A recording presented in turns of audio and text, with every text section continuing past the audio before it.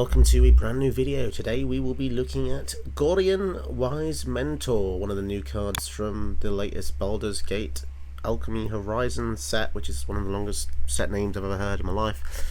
The idea of the deck is to cast lots of adventure spells, because when you do, it will copy. So let's take a look at some of the cards we've put in the deck. So if we filter by adventure, we can see here the deck has quite a lot of adventure cards, and most of them are stuff you've probably already seen, like Lucky Clover. Whenever you cast an adventure instant or sorcery, copy it, you may choose new targets. This is essentially a second copy of Gorion, Wise Mentor, so make sure to include this in the deck. The classic Edgeroll Innkeeper used to be used in standard back in the day. Whenever you cast a creature spell that has adventure, draw a card. So you're looking for anything that synergizes with adventure. You've got some of the new dragons, which are kind of cool because they are fairly expensive for what they are, like a 5 mana 3/3, but they do have cheap abilities tacked onto them. So essentially it's 2 mana to scry one, draw a card. By itself is not that good, but when you synergize it with something like Lucky Clover and or Gorion, getting 2 of these off at one time was pretty decent. Also, the artwork for this is just absolutely beautiful. You got the snake dragon here as well, which can put 2 counters on something and give it hexproof. That's pretty important to protect your stuff. So yeah, all these cards are adventures, doing all sorts of various different things. And because it is adventure tribal, the deck isn't probably as polished or as strong as some of your other focus decks are. But let's take a look at some of the cards in the deck anyway. So with a deck like this, you're looking for a lot of support, because the adventure cards by themselves can't really hold the weight of the enemies that we're going to face. So you want to have a lot of cheap stuff to support your deck. You've got like Shaper's Sanctuary, whenever your stuff gets targeted you can draw a card. Gilded Goose to just ramp you up there. You got Spell Pierce and Miscast to just protect your stuff versus opponent's spells, which is going to be numerous and plentiful. And yeah, I mean it's a bit of a tricky one, to be perfectly honest. I did kind of struggle. Obviously it's a new general that's just been released, so there's going to be a few kinks to iron out, but it's pretty fun if you like tribal. The artwork's really cool. If you play D&D, you might know Gorion from that. But yeah, if you want to look at the deck list will be in the description below. Don't forget to check out my Ko-fi page if you fancy giving me a donation. That would be very lovely. And yeah, let's get into the video. We go first against Tergrid. Now, if they're going to be a pure discard deck, our hand isn't very good for that, because we want to have a few more lands here to actually play things, so it's going to mulligan this. This is all board wipes. Kind of crazy. Game's pretty stacked against us here.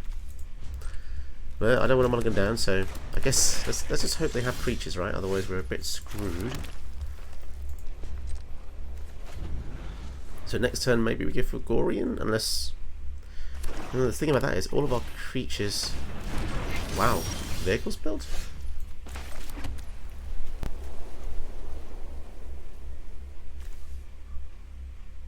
Not sure what to do here.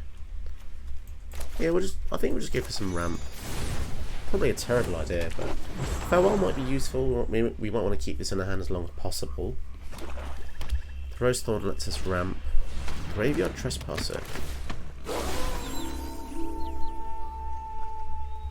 So this is kind of dangerous. This can crew the Reckoner, swing in. Unusual build, I have to say, but there you go. Let's go for the Gorion, and then I think we're going to scry and draw a couple cards here. So we do recoup some of our losses. Not too bad. Tapping, no thank you, that doesn't seem so helpful here. ECD, however, seems mega useful. And I would like a land, actually, so we can cast a Farewell soon. And there we go. So if they kill Gorion, we might use the ECD, and therefore put him into the graveyard. We'll see what they do. The Graveyard Trespasser does... When he attacks, exiles a card from a graveyard, so we might want to get rid of that. Bludgeon's Thirst. Yeah, then this can swing in for 4. Ward, discard a card.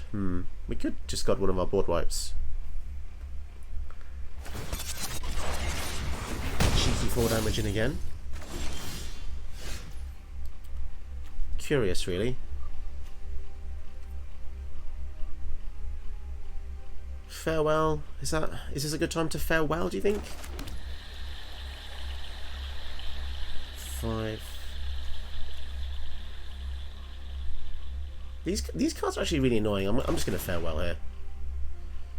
Exile creatures and artifacts, and we might as well exile graveyards. Yeah, this might be early, but I don't like. So if I board wiped, I would have got rid of just mine and theirs. Doesn't seem too good. The farewell gets rid of. Ah, so now they've got the Sorin. This doesn't kill planeswalkers anyway, so it looks fine to me. This might be a good chance for the Elspeth Conquer's Death. Because this does let them draw. This is the weirdest turbo deck I think I've ever seen. But fair enough. Things have not gone my way. So far they're not discarded a single card. But you know what? It's unconventional, I guess. And Henrique. Huh.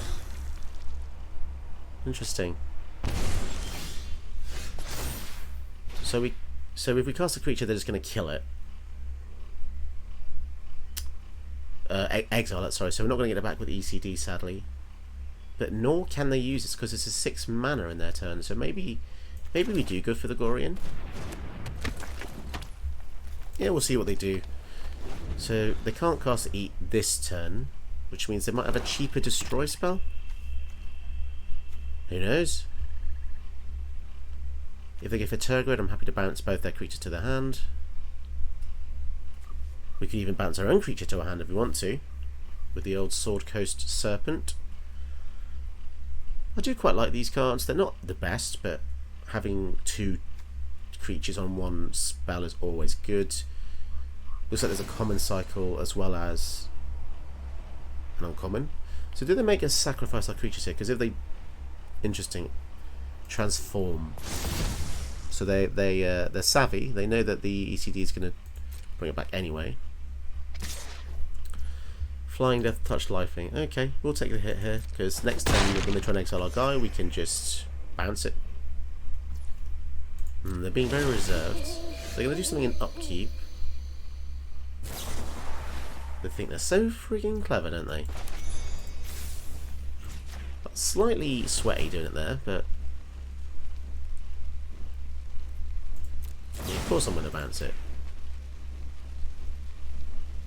Man, sometimes you play players and it's like they think they're playing some kind of Pro Tour. It's just bouncing it to the hand. It's not that exciting. I mean, it's not the end of the world there. Just return it to your hand, mate. And this is before a draw step, which means the ECD goes off nothing. So we might as well just go for this 5 mana 3/3. Nothing amazing, but there you go. This deck is very inadequate, unfortunately. Okay, so just as I said in the deck tech, it's a lot of very poor cards supported by some very decent ones, but unless you draw the decent cards, you're not going to get much of a good time. So I went for this because it's just a 3/3 flyer. Eventually it will do the job. Key to the Archive, so they're going to get a spell here that they shouldn't be able to cast normally. Interesting that the Green Dragon has a counter target activated ability.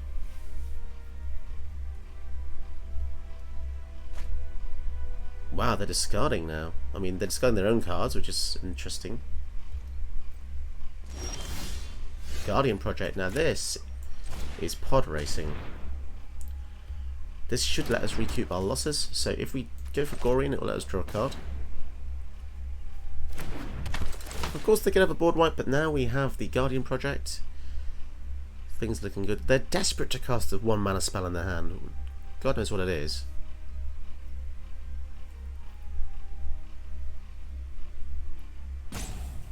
Not sure what they have for 1 black. That, I mean, it's just drawing 1 card. They've already drawn an extra card for themselves. March of Wretched Sorrow. Goodness me. There was literally no reason to kind of... I mean, maybe there was, to stop me countering it with something. Patronus Humiliation. Pardon me, my fan is blowing wind into my face, and therefore probably some dust flew into my mouth then. So they exiled... Wow. Priest and a Henrique to do that. I see. So here comes Tergrid. Now, interesting enough, we can do this at instant speed. Let's make them lose all abilities. So now it's just a vanilla. So we don't really have to worry about it. So if they use something like Thoughtseize now, they won't get anything, which is good. I don't really want them to get our dragon. That would be actually kind of scary.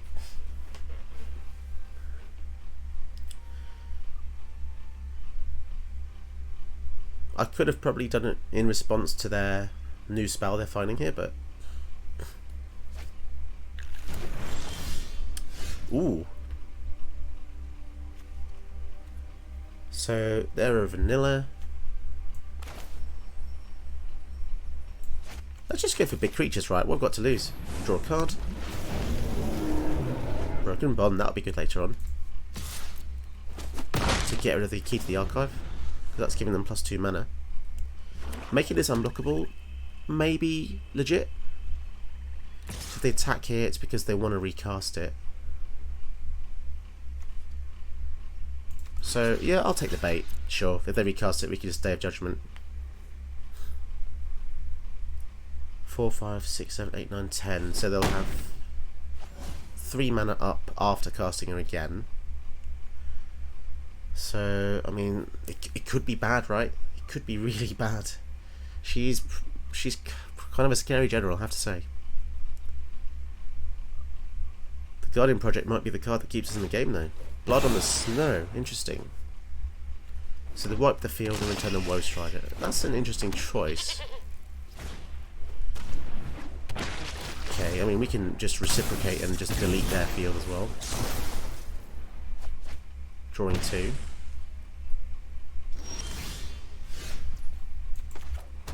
Let's filter our deck of lands a bit. And because our life is fairly low, I think we need to do this. Obviously they can just sack the Felstinger to the Strider and scry 1.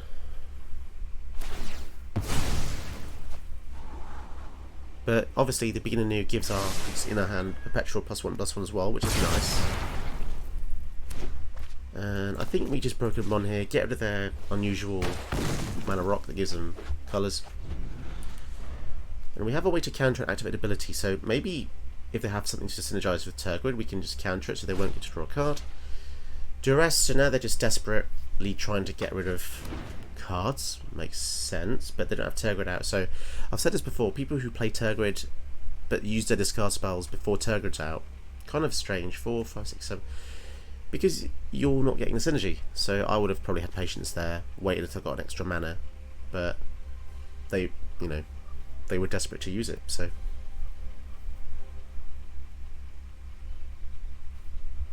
Are they thinking of going for the Woe Strider perhaps? They can do it by exiling 4 other cards.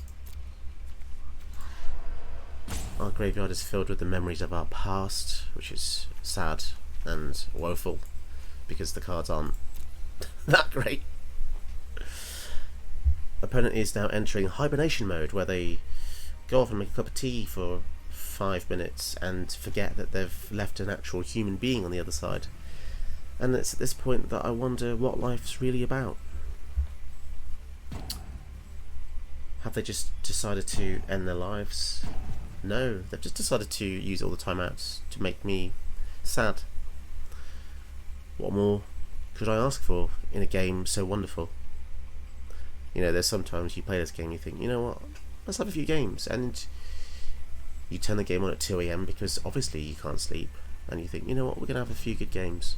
But sometimes it doesn't work out, and sometimes you just get Tergrid players like this who test you to your limits, but because you're so tired, you just don't really care, and you start rambling and mumbling about life itself and its complexities. And here we are, just our life force falling away, and we'll never get this back. You viewers out there, you'll never get this back either. So Manway or Manwy, however you pronounce that, welcome to the shit club. Special club I have for people like you.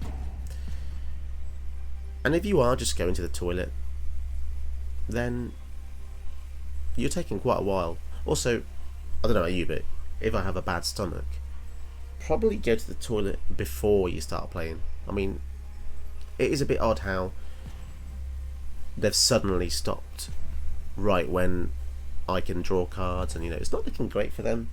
Who knows?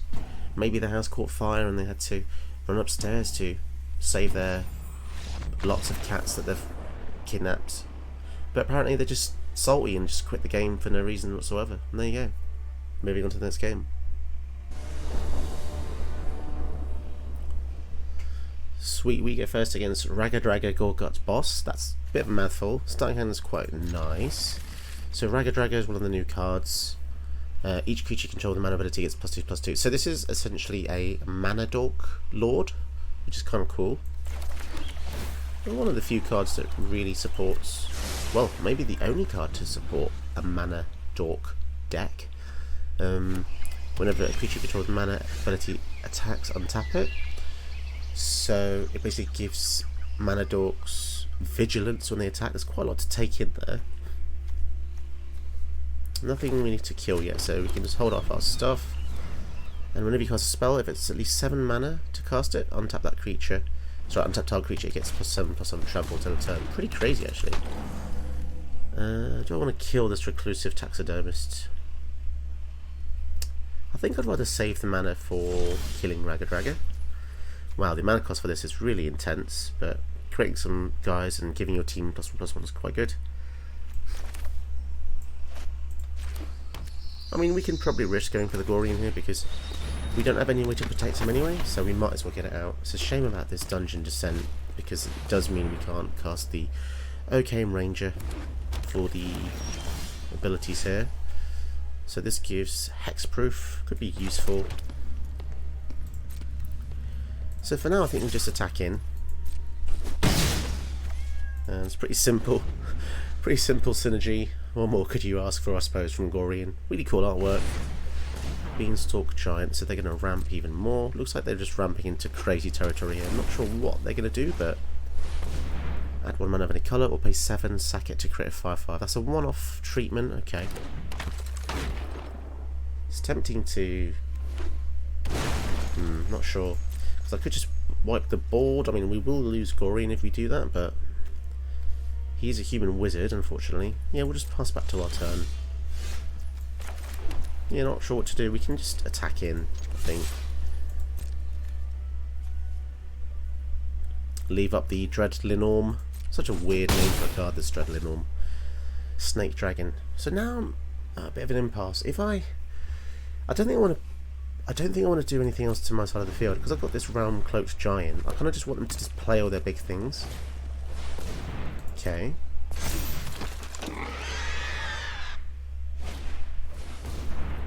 Right, okay. So, do they have any giants? Human boar. Now that's a weird backstory. Human boar, human druid, human shaman. They're all weird things. And yeah, I'm happy to. Unfortunately, I think I'm just gonna. You're just gonna have to wipe the field here. Return target creature to its owner's hand. Let's just wipe the field. It's just too risky, right? Yeah, copy it just in case I'm waiting to stop the first copy. And then we'll put the Gorion into the command zone so we can cast him again. Beanstalk Giants at 10/10, so we do have ways to deal with these things, so it's not too worrying. And they're going to get a lot of life from this, but I think it's worth it because I don't really want to take 10 damage, sadly. And then I think going for Gorion is fine as well. So if we get to untap, we can give it protection with hexproof. Halaka Worm, my goodness. So it looks like they're just a big things kind of deck. So what kind of mana do we need to get here? I think maybe white would be a good choice. Well, and then, yeah, pass to them. Weirdly grindy game. Maybe because it's just facing an opponent with a deck that isn't in the high tiers, which is quite unusual for me. Definitely not used to seeing that. Mana Weft Sliver. Okay. It's interesting. Endray's Forerunners. So we can't We can tap all their things, so that should be fine. Right, so now we're going to tap 2 creatures. So we go 1, 2, and then basically we tap down the whole army. So this is only a temporary fix, which is kind of scary. But I think I also... So if I return this to their hand, they gain 7 life again. I don't really want to put those into their hand. So I could just return... I don't want to return them either. Maybe we just... I think we're just going to pump up the Gorion here. It is pretty cool how there's no limit. Like, literally the sky's the limit. As long as you have adventures, you can just keep pumping up your guys. 7-8 is going to be useful. Wondermare, whenever you cast a creature spell that has an adventure, put a count on this. Seems legit. 4 mana open. So... see, if I've returned the end race to their hand, that's just... I guess it's safest... Yeah, I think we're just going to go for the Oak Aim here. Just make our field big as much as possible to defend. And then next turn, if the Wondermare is still around, we can start casting our creatures and begin to defend. I mean, luckily we can block here. Crater Hoof. Goodness me. That's pretty crazy. So they went end race Forerunners into Crater Hoof Behemoth. Oh man, I'm sick of these cards. So I don't think we can survive, can we? Because that's... I mean, we're going to have to block, unfortunately. They've all got trample, so it doesn't really matter where we go. Sadly enough. So we're down to 3. Oh, we're down to 1. Okay. As if. That's pretty crazy. Now, the annoying thing is the only way to defend ourselves is to bounce things to their hand, which is bad for us because it means 7. Does this have trample? Haste. That has trample, but we can block. That has trample. So we need to, we need to get some defense out here. But we can't. Yeah, that was probably a bad idea. We can't block 3 things, so yeah, we just died to. We just died to the fact that they went from end race 4 to fantastic. Fantastic gameplay, fantastic synergy, fantastic plays. Wonderful. Moving on to the next game then.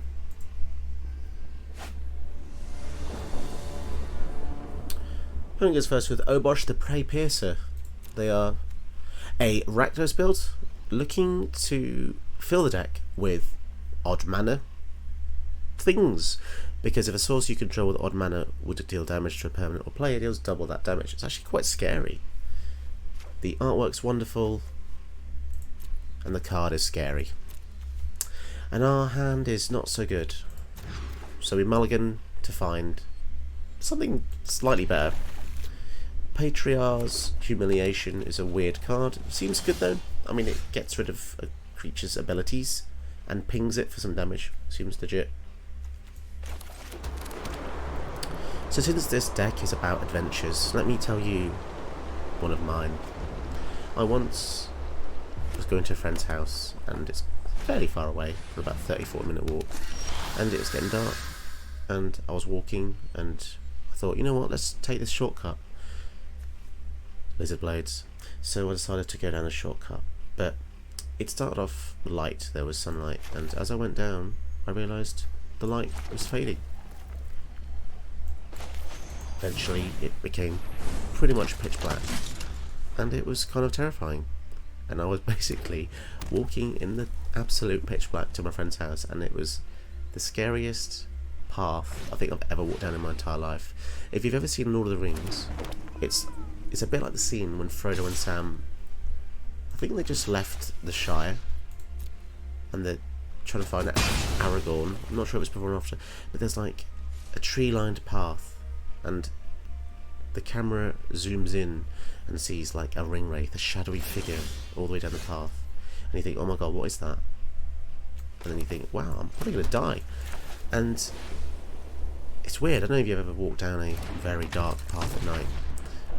Not really sure of the geography, the way it really, the the road, the path twists and turns.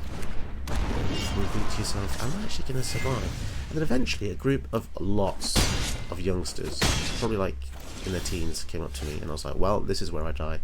And they approached me, and I was actually, weirdly enough, I was actually,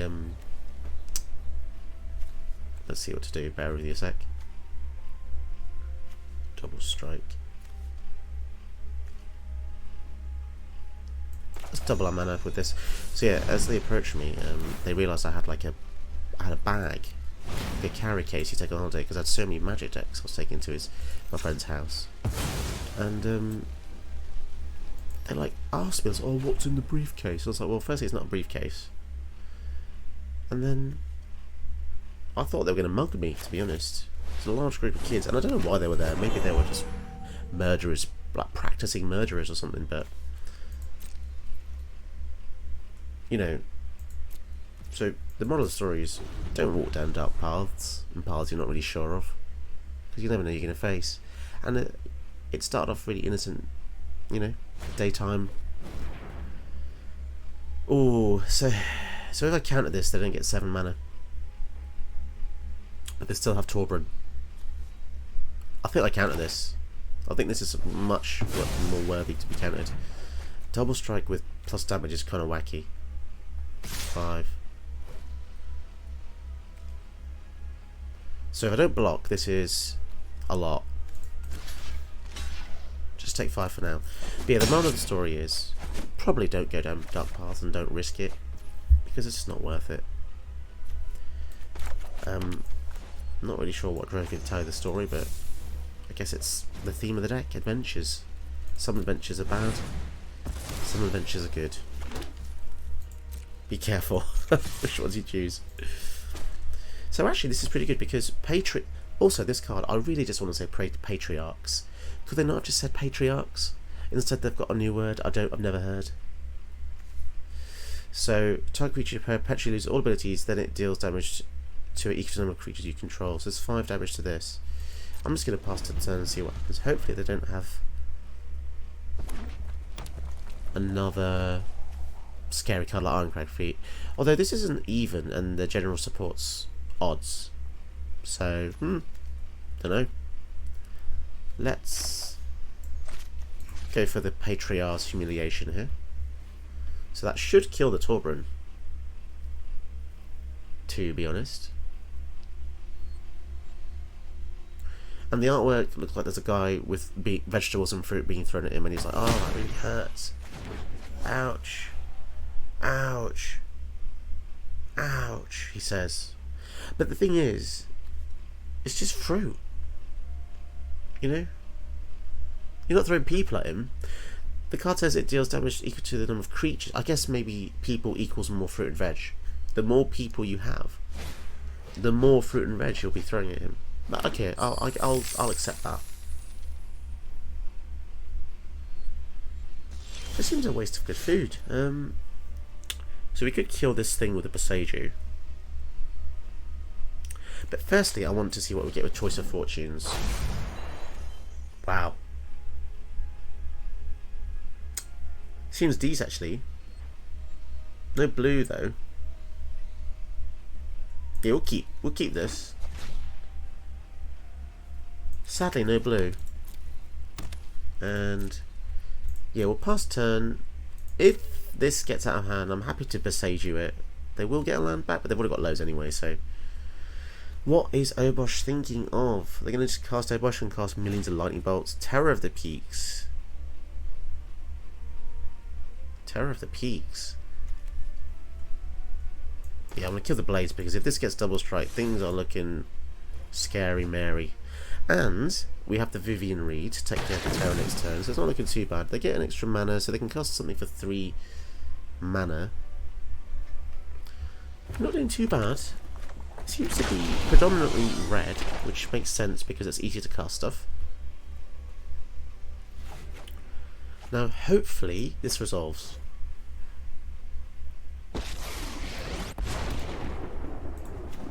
And I do like this Vivian Reed because she's got Plummet on a stick. Boing. I don't know why it would make that noise. Like, I don't know why an arrow would go boing, but, you know. And just in case I have hastes, I will leave a couple back. Bing, bang, boom. When you see the full art of this card, on the right, not on the preview on the left, her legs look a bit funky. Not like she's like bent a bit too much. Like her left leg, but that's just my artist's eye, that is. And also you can't really see it on the regular card, but Tormenting Voice, okay. What can we really do here? Charter Course would be good. Let's start with the Vivian Reed. Oh man, just boring cards, okay. Then if we attack, he will kill the Gorion. I keep wanting to say Gorion, but so we'll attack with two things. They'll block one, but I just want to be able to draw 2 cards with the Charter Course. So we're basically trading in a dude for some cards, which is, it seems good. Ooh, okay, Giant Killer. That's an instant, so it might be good to wait for that. 3 mana. We could kill 2 things.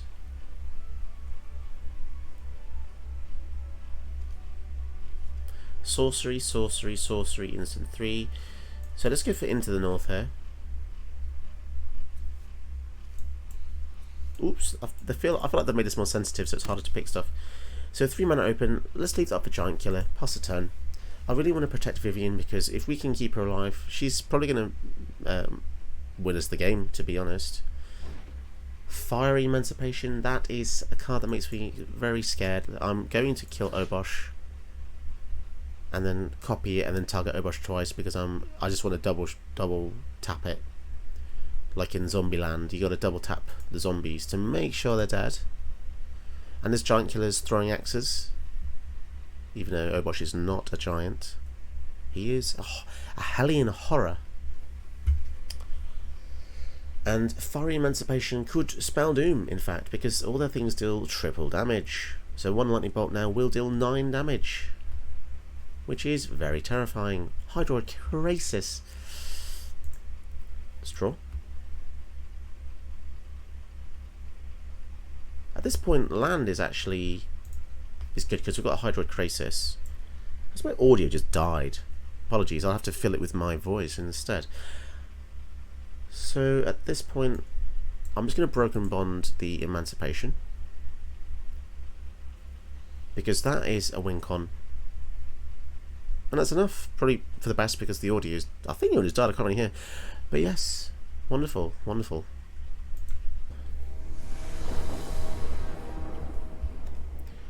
Okay, putting us first with, wow, this is a mouthful. Oyame Nartok, Polar Werebear. Man, they are really pushing. I mean, they're really stretching for these names now, aren't they? This is the thing, when you use so much design space, stuff like this, man. So what does it actually do? One of the new cards. Has hexproof if it hasn't dealt damage. When it deals damage, create a food, sack a food to draft a card from his spell. But that is a lot of steps. What can we do? Give something indestructible. I think we just go for the temple first. We need more lands, I think. Land is fine. So it looks like they've got an aggro deck here with the Ginger Brute. This is Simic build. Interesting. Not seen this before, obviously because it's a brand new deck.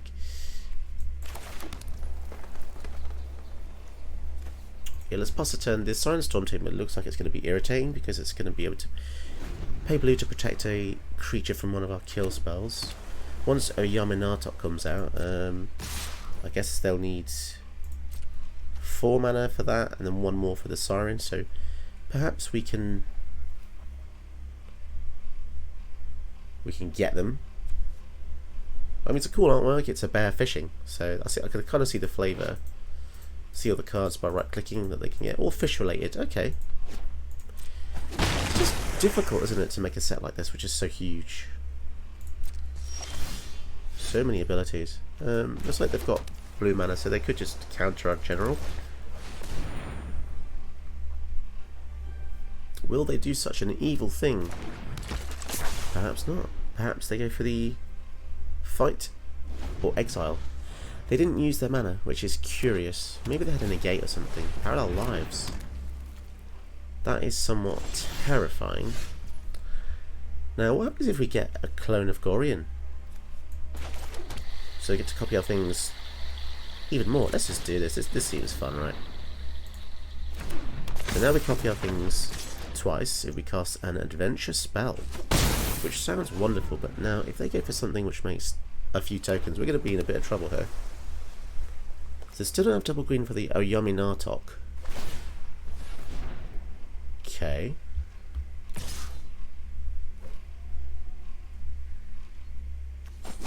Interesting. Swinging in. Ooh, miscast. Let's just go in for the swing. We're going in for the kill. We're doing it for a thrill. Big Bash. The vigilance is nice. And we can just pass a turn now. We've got 7 vigilance on the field. I feel as though they're stuck with 1 forest. Growth Spiral. I could just be an absolute dick and use miscast if I want to. I think I will, because it means that I'm forcing them to spend all their mana just to get a land here. And they do, which means they're absolutely desperate for lands. I can see why. They need another green to be able to do anything with the general. Looks like they've kind of given up now. Yeah, that's unfortunate. We were going to do some fun things with double Gorion there. Yeah, that is a shame.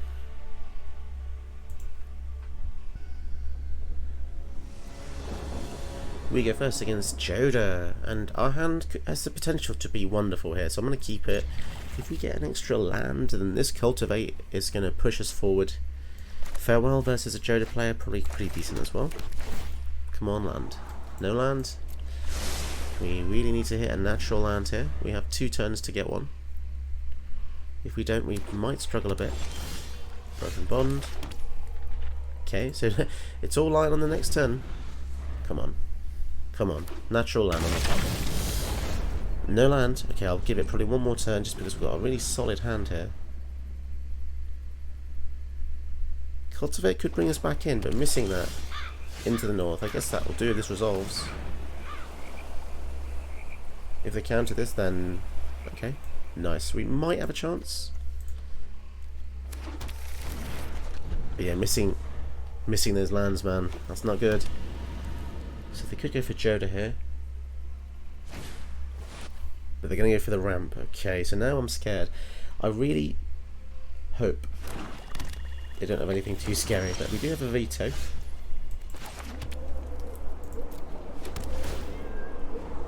Land on top is fine. I think I'm going to be really cautious and pass a turn because we don't know what they're going for. He's gone for Sultai.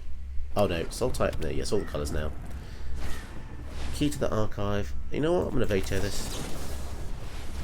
We do have a spell pierce in case they go for a counter on this as well. Although they can't counter the veto per se. See if we can cultivate. That'd be useful. Maybe we should have broken bonded. In fact. Yeah, let's spell pierce that. Again, we could just be setting ourselves up for something crazy, but yeah, I actually think this was a bad play from us here. I should have let them resolve the key, and then I could have just used the broken bond. Joda's coming out anyway. Does that mean he hasn't got much good stuff in his hand? Not quite sure. 3, 4, 5, 6, 7. I'm gonna Hydroid for 5. I think. If that, I mean, it might not resolve, but let's see. It is a cast trigger. Shame we can't bounce it back to our hand with a borrower, but we do have a blocker for Joda, so they might consider killing it. Imagine Ultimatum. Oh no, that makes me sad. I think they just win the game from this. Bit of a quick game. So if they're gone for the combo, then we're just doomed. Yeah, kind of sad really. So there's many combos that can be chosen. Yep, so no matter what we choose, so if we give them, so we choose one to give back in the deck, right? And if we choose extra turns, they get Omniscience and 7 cards. If we choose Omniscience, they get extra turn and 7 cards. If we choose to put this back, they get an extra turn and play the whole hand. So yeah, it doesn't really matter what we did there, sadly enough. so they get an extra turn and play whatever they want.